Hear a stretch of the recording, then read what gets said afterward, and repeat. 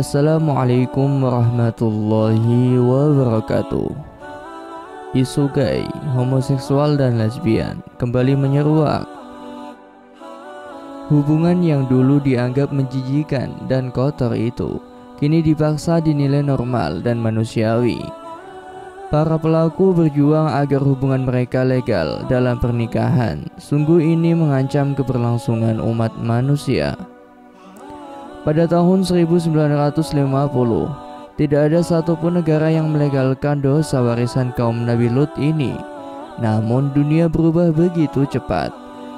Amerika telah mengesahkan pernikahan ini sejak tahun 2015 lalu. Kemudian diikuti oleh belasan atau bahkan puluhan negara lainnya. Brazil hebat lagi, mereka menjadi salah satu yang terdepan. Pernikahan gay telah disahkan sejak tahun 2011 di negeri Samba itu. Dalam kondisi minoritas, kaum gay memposisikan diri sebagai orang-orang yang dizalimi, berharap perhatian dan dihargai. Kata mereka, keluarga dan masyarakat telah memperlakukan mereka tidak adil. Datanglah pembelaan dari aktivis HAM, hak asasi manusia. Para aktivis kemanusiaan yang tidak mengenal fitrah manusia. Mereka membela siapa saja, kecuali umat Islam. Islam tetap konsisten. Kebenaran tidak diukur oleh jumlah. Yang banyak bisa jadi benar, bisa pula berlaku zalim. Yang sedikit bisa saja berpegang teguh dalam kebenaran, dan belum tentu pula selalu benar. Kebenaran adalah yang sesuai dengan Al-Quran dan Sunnah Rasulullah Sallallahu Alaihi Wasallam. Orang-orang pertama yang melakukan dosa homoseksual adalah kaum Nabi Lut alaihi salam, sebagaimana firman Allah Subhanahu wa Ta'ala. Dan kami juga telah mengutus Lut kepada kaumnya. Ingatlah tatkala dia berkata kepada mereka, mengapa kamu mengerjakan perbuatan keji itu yang belum pernah dikerjakan oleh seorang pun di dunia ini sebelum kamu? Sesungguhnya kamu mendatangi lelaki untuk melepaskan nafsumu kepada mereka, bukan kepada wanita. Malah kamu ini adalah kaum yang melampaui batas. Khalifah Bani Umayyah Al-Walid bin Abdul Malik rahimahullah mengatakan, kalau Allah Subhanahu wa Ta'ala tidak berkisah kepada kita tentang Lut, maka aku tidak menyangka ada laki-laki berhubungan dengan laki-laki. Jangankan Khalifah Al-Walid bin Abdul Malik, Nabi Lut yang hidup di tengah kaum gay ini dan menyaksikan langsung perbuatan mereka pun merasa heran. Beliau Nabi Lut alaihi salam mengatakan, apakah kalian patut mendatangi laki-laki? Demikian fitrah Allah Subhanahu wa Ta'ala yang diberikan kepada orang-orang saleh dan memiliki kehormatan. Jika kita perhatikan sejarah, sekelompok orang atau kaum akan terlihat watak aslinya ketika mereka memiliki power. Apakah mereka menggunakan kekuatan yang mereka punya untuk kebaikan ataukah untuk keburukan?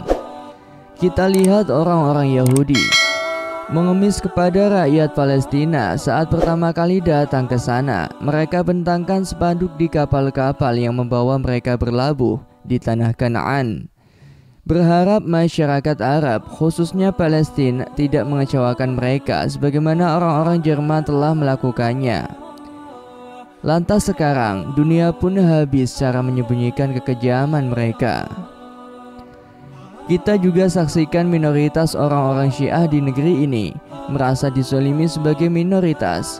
Bacalah apa yang dilakukan Daulah Fatimiyah. Lihatlah apa yang terjadi di Irak dan Suriah.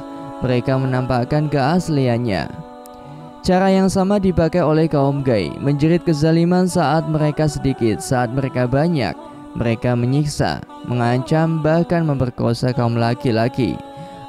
Al-Quran telah bercerita tentang mereka. Mereka usir orang-orang yang menentang mereka. Mereka sebut yang mengingatkan mereka sebagai orang-orang sok suci. Saat minoritas mereka menuntut toleransi, namun saat mayoritas mereka mengancam orang-orang yang berbeda dengan mereka. Mereka menjawab, wahai Lut, sesungguhnya jika kamu tidak berhenti, benar-benar kamu termasuk orang-orang yang diusir. Jawab kaumnya tidak lain hanya mengatakan, "Usirlah mereka, Lut dan pengikut-pengikutnya dari kotamu ini. Sesungguhnya mereka adalah orang-orang yang berpura-pura mensucikan diri." Maka tidak lain jawaban kaumnya melainkan mengatakan, "Usirlah Lut beserta keluarganya dari negerimu, karena sesungguhnya mereka itu orang-orang yang mendakwahkan dirinya bersih." Jadi lagu lama para pembela kebatilan adalah menuduh orang-orang baik dengan sok suci. Setelah mereka mengetahui dari rumah Nabi Lut alaihissalam ada beberapa orang laki-laki tampan, mereka bersegera datang ke sana, bahkan mendobrak pintu rumah untuk menjumpai para tamu dan mendapatkan apa yang diinginkan. Dan datanglah kepadanya kaumnya dengan bergegas-gegas, dan sejak dahulu mereka selalu melakukan perbuatan-perbuatan yang keji.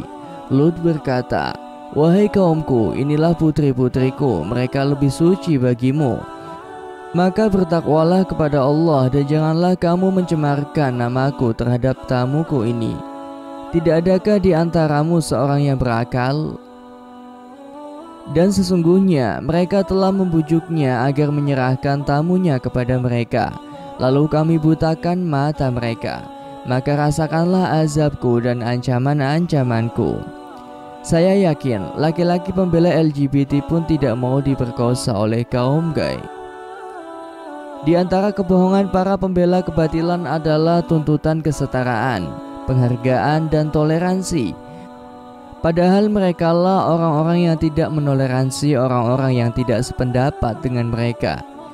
Contoh sederhananya, ketika Anda mengkampanyekan anti-LGBT di sosial media seperti Facebook, maka pendapat Anda tidak akan diterima, Anda akan diblokir, atau dengan kata lain diusir dari komunitas Facebook. Perilaku kaum Nabi Lut tidak layak mendapatkan dukungan. Dukungan yang terbaik untuk mereka adalah dorongan agar mereka sembuh dan mau mengkonsultasikan penyimpangan mereka ke psikiater atau pihak-pihak kompeten lainnya. Demikianlah kisah yang dapat saya sampaikan. Semoga bermanfaat dan dapat menginspirasi kita semua. Sampai jumpa lagi di cerita-cerita selanjutnya. Wassalamualaikum warahmatullahi wabarakatuh.